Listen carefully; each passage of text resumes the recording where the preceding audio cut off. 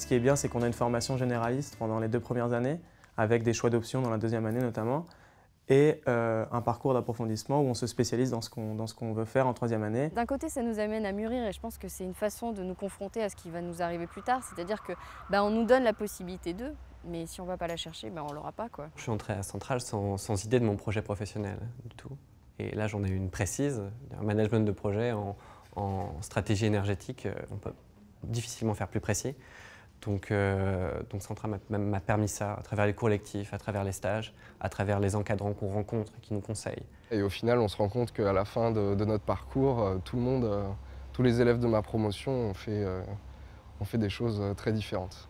Donc voilà, je dirais que c'est vraiment ça, une école ouverte.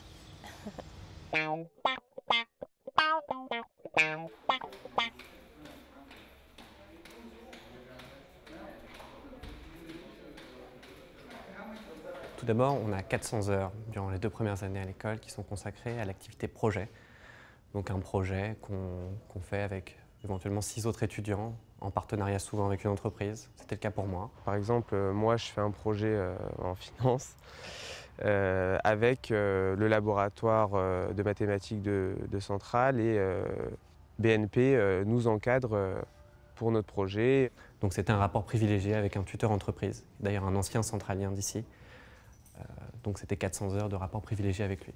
Après, il y a les stages. J'ai fait un stage en entreprise, donc le stage ouvrier en fin de première année. Donc là, c'est l'occasion d'aller découvrir le milieu industriel et la production sur les chaînes directement. Donc moi, j'étais en fait dans une usine qui produit du café à Saint-Étienne. En 2e année, donc on a un stage dit stage ingénieur, qui là est plus technique, porté sur un travail plus proche du métier de l'ingénieur. Donc celui-ci, je l'ai effectué en Italie, dans un cabinet d'architecture. Et enfin, donc, pendant le stage, ce qu'on a appris, on arrive à l'appliquer et à faire quelque chose qui va servir plus tard. Donc c'est vraiment gratifiant pour soi. Notre travail a un réel impact sur le service. C'est-à-dire que si on perd de l'argent ou si on fait mal, ça a des répercussions qui nous dépassent en fait, qui impactent directement l'entreprise. Il y a vraiment un comportement à tenir, il y a des choses à faire qu'on ne peut pas faire ici et inversement.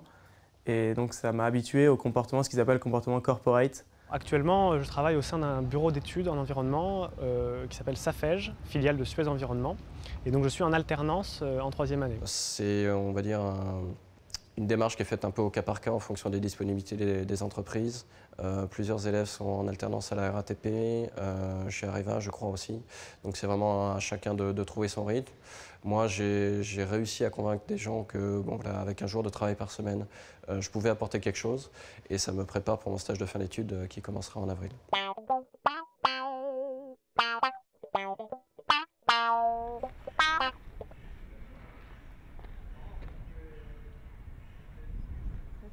Donc moi, l'ouverture internationale, ça s'est fait essentiellement au cours du stage de 2e année, donc qui a duré 3 mois en Angleterre, dans le sud de l'Angleterre. J'ai été donc en Suède, à Stockholm, à l'université KTH. Et j'ai suivi donc des cours en rapport avec l'ingénierie et l'urbanisme. Je commence ma spécialisation donc déjà en partant à l'étranger à Centrale Pékin en février. Pour le projet que j'ai, les marchés asiatiques, c'est extrêmement dynamique. C'est un bon endroit où aller commencer en tout cas sa carrière et s'implanter. Il y a la barrière de la langue, les cultures qui sont différentes, etc. Donc on se demande comment je vais faire ma place et puis au final ça se passe très bien, tous les préjugés tombent. Ça fait du bien de changer d'air, de voir d'autres choses, d'aller voir dans d'autres universités ce qui se fait de neuf. J'ai un projet professionnel qui a priori n'a pas grand-chose à voir avec l'ingénierie, mais c'est justement cette expérience à l'étranger qui m'a permis d'avoir cette vision plus ouverte. L'autre point de vue, c'est la multiculturalité de l'école, puisqu'on a à peu près 100 élèves qui viennent de l'étranger et qui suivent les mêmes cours que nous. Donc on est mélangé dès l'entrée à Centrale à des gens de partout. C'est vraiment quelque chose d'intéressant parce qu'on sait qu'un jour ou l'autre, on aura retrouvé ces personnes-là dans notre parcours. Et c'est vrai que les liens qui sont créés avec ces gens-là sont souvent assez forts.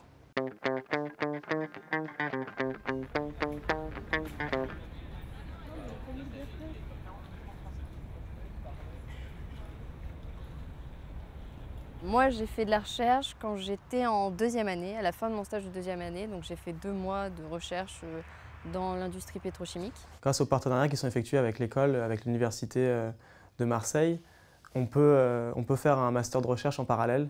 Donc moi, c'est ce que je fais justement pour essayer de prendre un petit peu la dimension recherche dans mon parcours pédagogique. Donc j'ai vu ce que c'était être toute seule face à un projet, dans un laboratoire, avec des techniciens, avec une problématique et de la bibliographie à faire. Je ne suis pas trop recherche fondamentale, plutôt recherche appliquée, à essayer de trouver des nouveaux moyens pour améliorer les systèmes d'aujourd'hui.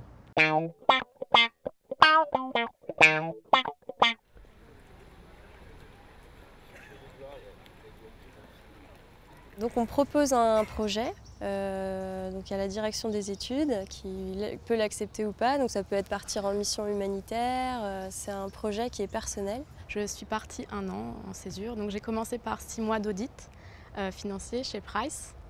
Et ensuite je suis partie 6 mois en Argentine. J'ai travaillé au sein du ministère de l'aménagement urbain sur l'aménagement des bidonvilles de Buenos Aires.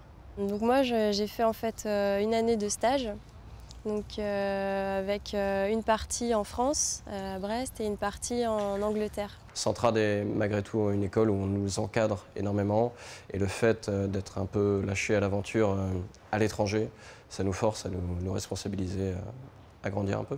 C'est l'opportunité pour nous d'avoir une expérience professionnelle significative avant d'être diplômé, avant de faire les choix les plus importants, disons, en 3e année. Moi, ça m'a confortée plutôt dans mon projet, puisque les stages m'ont vraiment beaucoup plu. Donc j'ai envie de poursuivre dans cette voie, et puis c'est sûr que ça peut aussi remettre en question son projet professionnel, mais c'est aussi utile dans ce sens-là.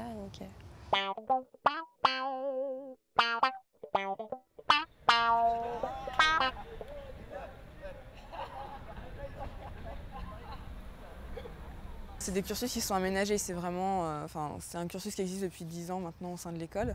Et donc les étudiants vont 1 journée par semaine à l'école d'architecture, le reste du temps ils suivent les cours normaux de Centrale. Ce qui m'intéressait, c'était l'aspect créatif en fait, parce que j'ai l'impression qu'en prépa on nous a appris beaucoup de maths, beaucoup de sciences, de techniques.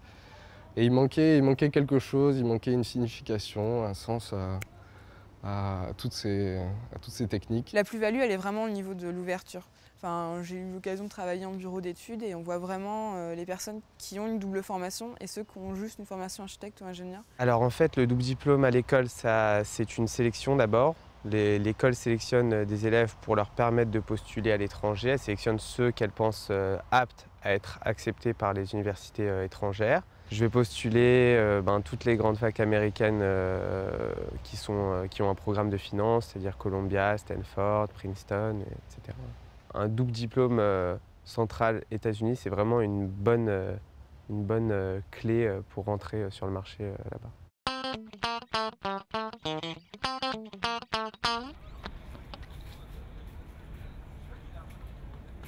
Moi personnellement, j'ai fait partie de 3 associations en première et en 2e année.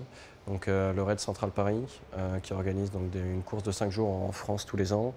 Le Central 7, qui est un tournoi universitaire de rugby sur le campus. Et le Ciné Club aussi. J'ai fait de l'escalade, de la voile. J'ai été dans l'association audiovisuelle de l'école qui s'appelle le FITV. Je fais partie du B2E, donc le bureau des élèves. Il y a une dimension management, travail d'équipe, relations humaines qui est très forte. Tous ces événements, il faut les gérer en amont et donc ça nous apprend à gérer des projets importants avec donc, pas mal de sous aussi. Et ça nous permet de prendre des responsabilités, de s'exprimer en public, de fédérer des groupes, etc. On a un petit souci avec la répartition travail et la répartition associative. Alors c'est bien aussi parce que ça nous aide à voir comment peut-être plus tard on va gérer la partie professionnelle, la partie personnelle, qui sont peut-être 2 parties difficiles à gérer l'une par rapport à l'autre, donc se donner des limites aussi et savoir qu'est-ce qui est important à quel moment en fait. Les étudiants gèrent vraiment énormément de choses et ont un contact très fort avec l'administration de l'école pour toutes ces organisations d'événements. Oui.